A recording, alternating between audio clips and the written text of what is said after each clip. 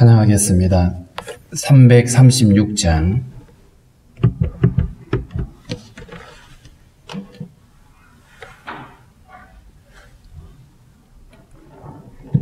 336장입니다.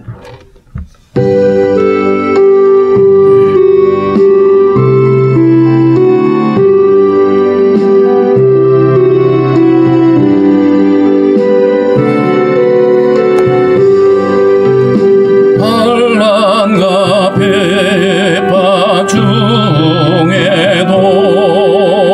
성도는 신앙 지켰네. 이 신앙 생각할 때에 기쁨이 충만하도다. 성도의 신앙 따라서 죽도록 충성하겠네. 성중에 매인 성도나 양심은 자유 얻었네. 우리도 고난 받으며 죽어도 영광 되도다. 성도의 신앙 따라서 죽도록 충성하겠네.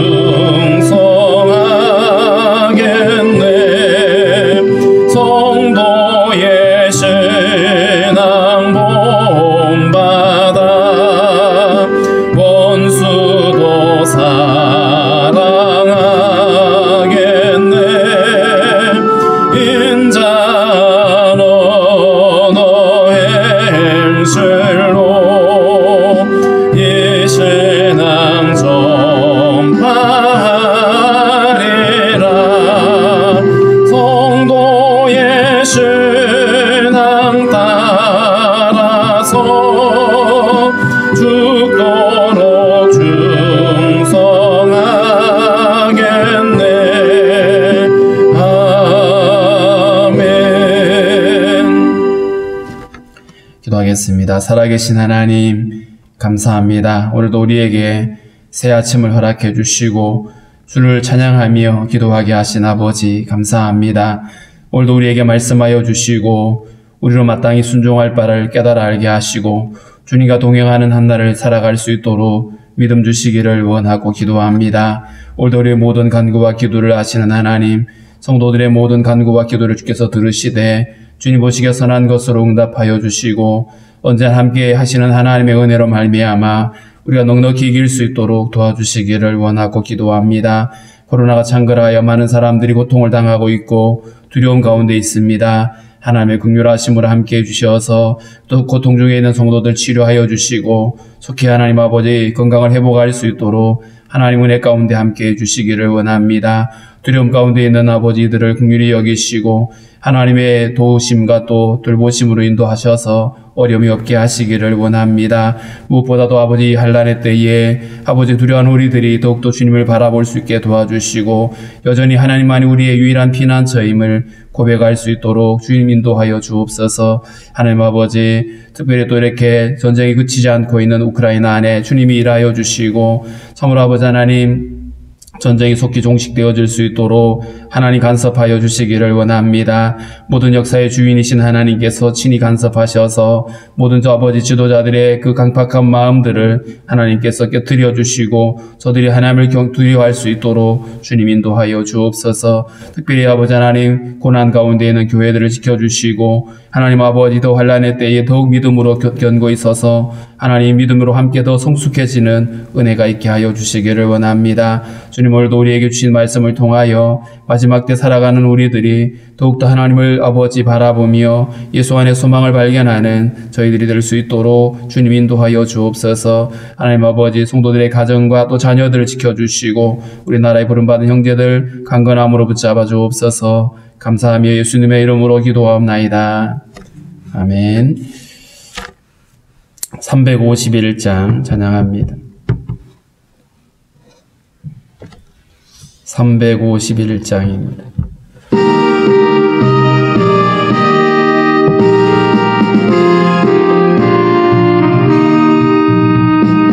믿는 사람들은 주의 군사님 앞서가신 주를 따라갑시다. 우리 대장 예수 길을 들고서 접전하는 곳에 가신 것 보라. 믿는 사람들은 주의 군사님 앞서가신 주를 따라갑시다.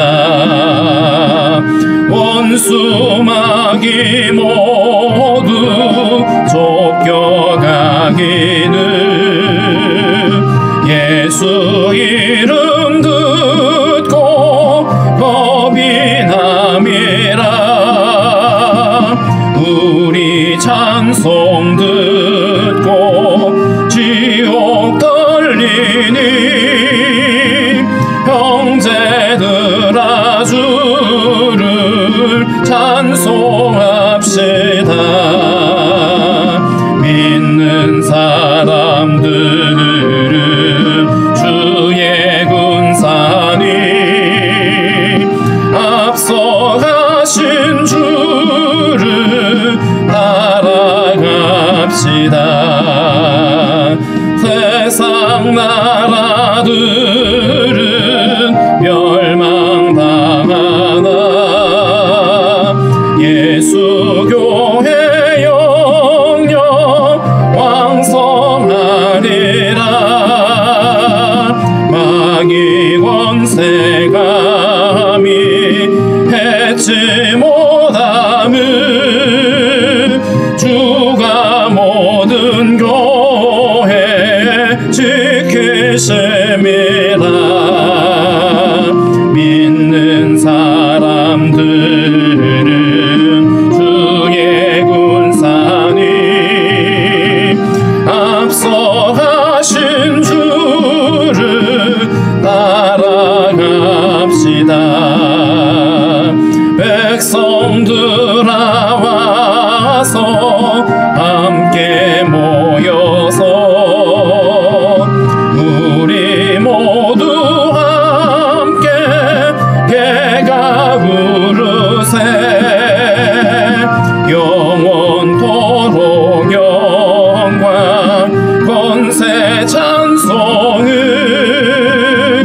우리 임금 주께 돌려보내세. 믿는 사람들은 주의 군사님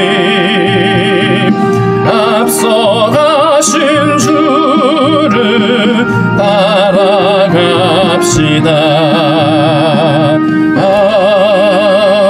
아멘. 데살로니가 후서 1장 1절부터 함께 읽겠습니다. 데살로니가 후서 1장 1절부터 읽습니다. 바울과 실루아노와 디모데는 하나님 우리 아버지와 주 예수 그리스도 안에 있는 데살로니가인의 교회에 편지하노니 하나님 아버지와 주 예수 그리스도로부터 은혜와 평강이 너희에게 있을지어다. 형제들아, 우리가 너희를 위하여 항상 하나님께 감사할지니 이것이 당연함은 너희의 믿음이 더욱 자라고 너희가 다 각기 서로 사랑함이 풍성함이니 그러므로 너희가 견디고 있는 모든 박해와 환난 중에서 너희 인내와 믿음으로 말미암아 하나님의 여러 교회에서 우리가 친히 자랑하노라. 이는 하나님의 공의로운 심판의 표요 너희로 하여금 하나님의 나라에 합당한 자로 여김을 받게 하려 함이니 그 나라를 위하여 너희가 또한 고난을 받느니라. 너희로 환난을 받게 하는 자들에게는 환난으로 갚으시고 환난을 받는 너희에게는 우리와 함께 안식으로 갚으시는 것이 하나님의 공이시니 주 예수께서 자기의 능력의 천사들과 함께 하늘로부터 불꽃 가운데 나타나실 때에 하나님을 모르는 자들과 우리 주 예수의 복음에 복종하지 않는 자들에게 형벌을 내리시리니 이러한 자들은 주의 얼굴과 그의 힘의 영광을 떠나 영원한 멸망의 형벌을 받으리로다. 그날에 그가 강림하사 그의 성도들에게서 영광을 받으시고 모든 믿는 자들에게서 놀랍게 여김을 얻으시리니 이는 우리의 증거가 너희에게 믿어졌음이라. 이러므로 우리도 항상 너희를 위하여 기도함은 우리 하나님이 너희를 그 믿음의 부르심에 합당한 자로 여기시고 모든 선을 기뻐함과 믿음의 역사를 능력으로 이루게 하시고 우리 하나님과 주 예수 그리스도의 은혜대로 우리 주 예수의 이름이 너희 가운데서 영광을 받으시고 너희도 그 안에서 영광을 받게 하려 함이라. 아멘.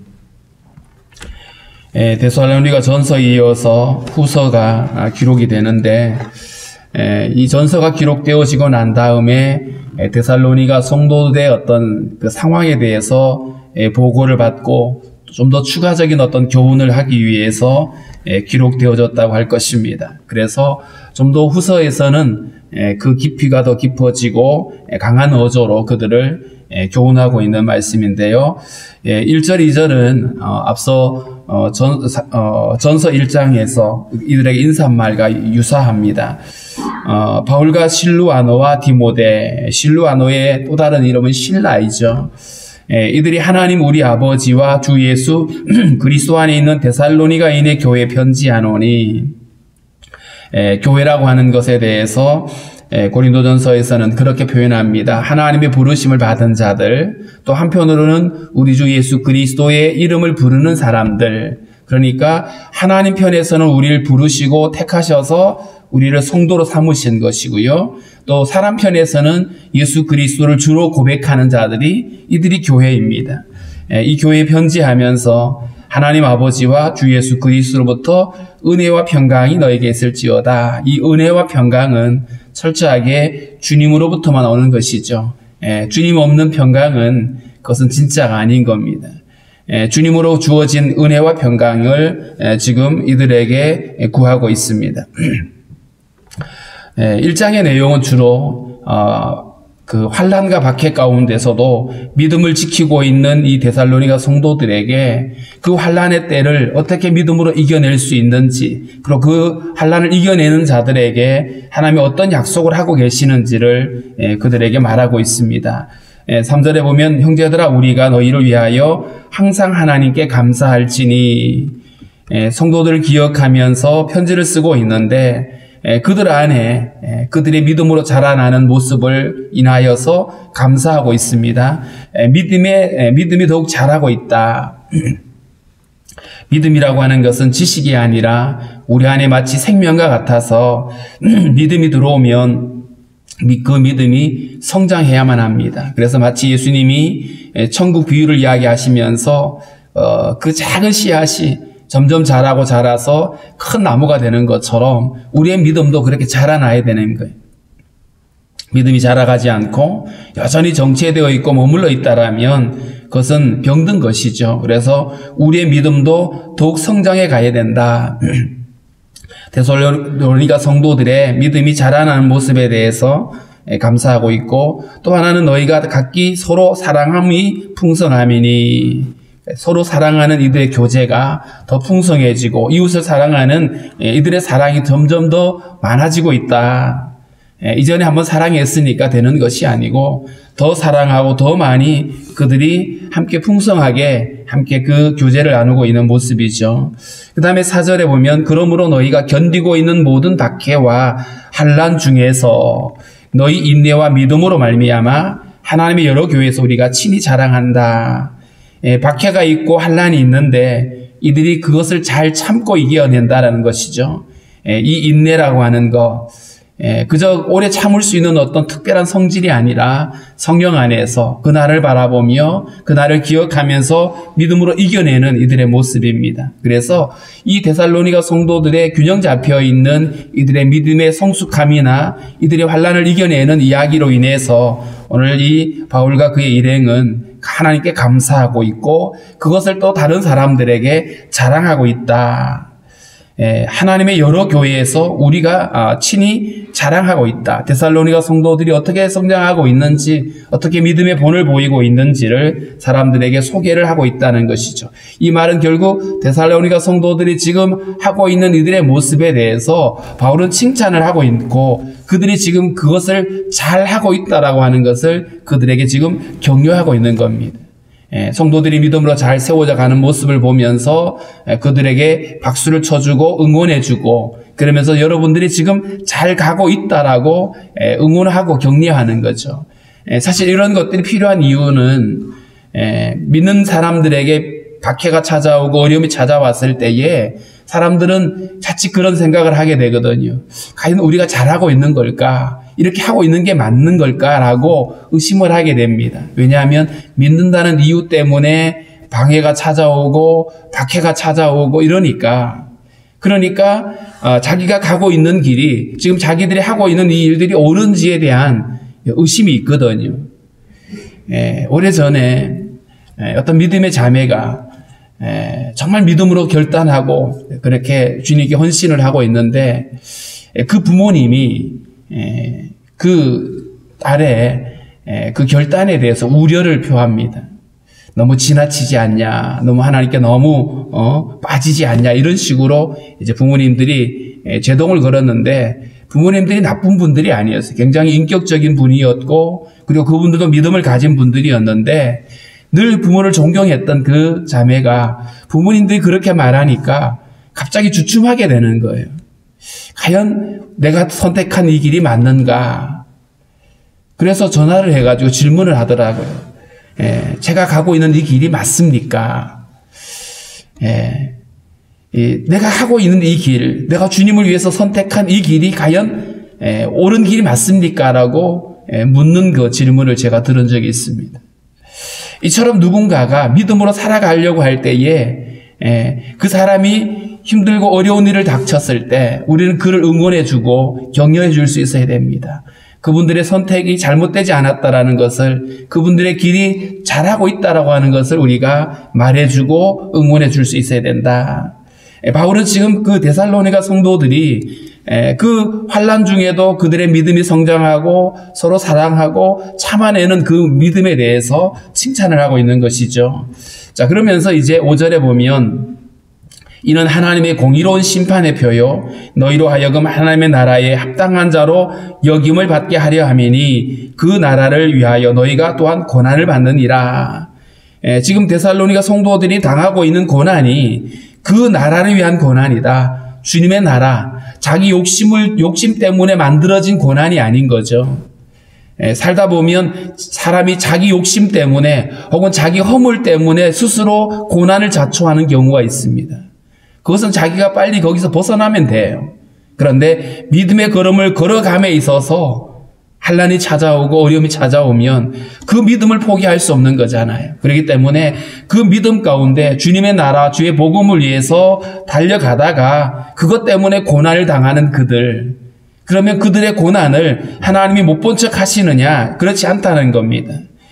성도들이 당하는 그 고난이 마침내 하나님의 공정한 심판을 경험하게 되고 하나님이 공정하시다라고 하는 증거가 될 것이다. 왜냐하면 주님이 그렇게 하실 거거든요. 당신의 의를 드러내시고 결코 악인이 득세하고 의인이 고통을 당하는 그것으로 끝나지 않을 거라는 것, 하나님이 분명히 당신의 심판으로 드러내실 거라고 하는 겁니다. 하나님의 공의로운 심판의 표가 될 것이다 라는 얘기고요. 그것이 바로 하나님 나라에 합당한 자라고 하는 그런 어떤 평가를 받게 될 것이다. 믿음의 걸음을 걸어가는데 그 믿음 때문에 환난을 당하는데도 불구하고 끝까지 믿음을 지키는 그들, 이들이 바로 하나님 나라에 합당한 자들이 되는 것이죠. 성도들의 믿음에 여러 가지 환난이 찾아오게 되면 두 가지 현상이 나타날 수밖에 없습니다. 믿음이 없는 자들은 그 환난 때문에 믿음을 버리게 될 겁니다. 그러나 믿음 안에 견고히 서 있는 성도들은 그러면 그럴수록 더 다듬어지게 되는 거죠. 우크라이나 그 선교사님의 얘기를 듣고 많은 생각을 했습니다. 전쟁을 통해서 성도들이 더 믿음으로 더 견고히 서가는 모습을 보고 있다라고 하는 말씀이었죠. 환난을 당했을 때에 더욱 주님을 찾게 되고 더 간절해지고 더 믿음으로 이겨내는 그들의 모습. 그런데 사탄이 믿는 자들을 박해하면 실제로 많은 사람들이 믿음을 저버리고 하나님을 떠나는 일들이 적지 않습니다. 기독교 역사 가운데 수많은 순교자들이 일어났지만 순교자들만 있었던 게 아니라 배교자들도 많이 있었거든요. 그래서 믿음으로 걸어가는 그 걸음에 어떤 환난이 와도 우리가 그 믿음의 걸음을 굳건히 붙들어 가야 되는 거, 그게 바로 마침내 하나님 앞에서 합당한 자로 여김을 받게 될 것입니다.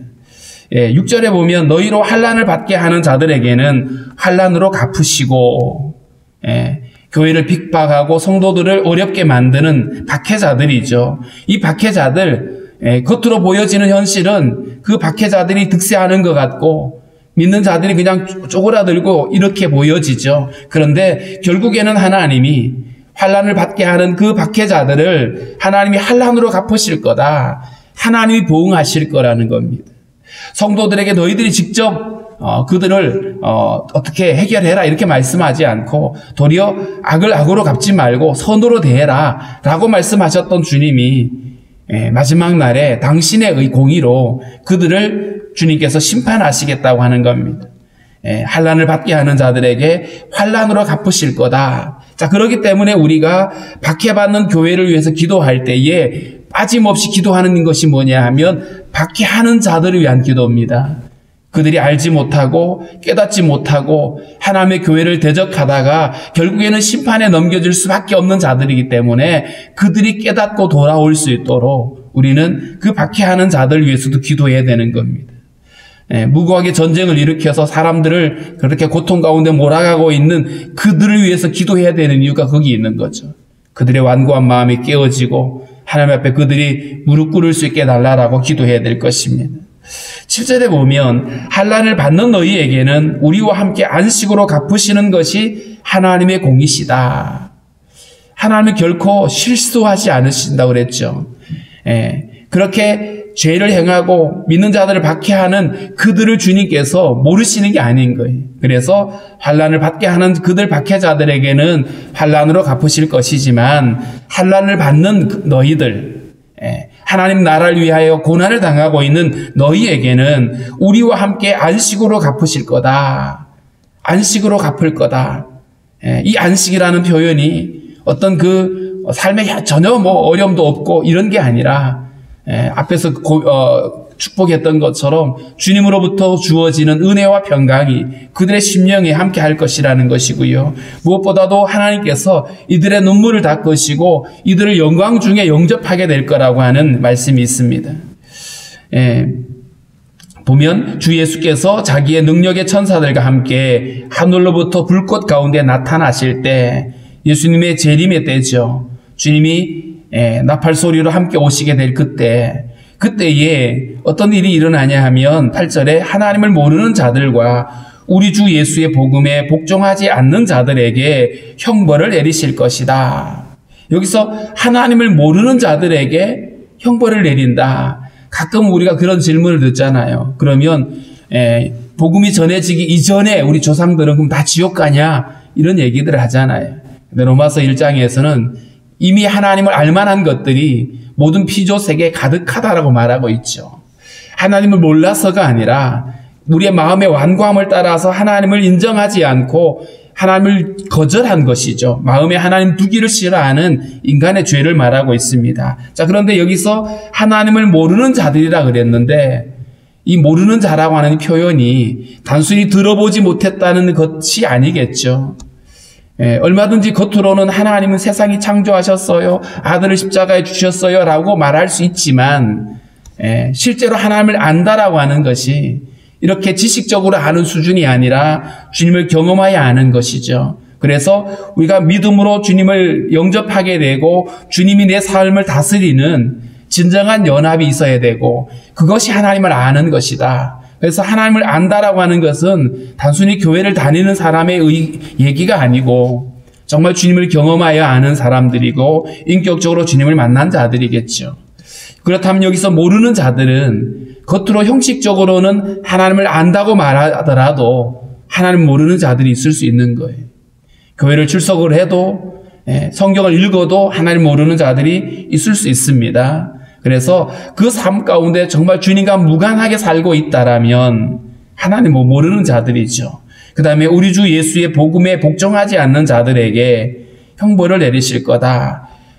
우리를 죄에서 구원하시려고 복음을 주셨는데 그 복음을 거절하는 것, 거기에 복종하지 않는 것, 당연히 그들은 이미 심판에 넘겨진 자들입니다.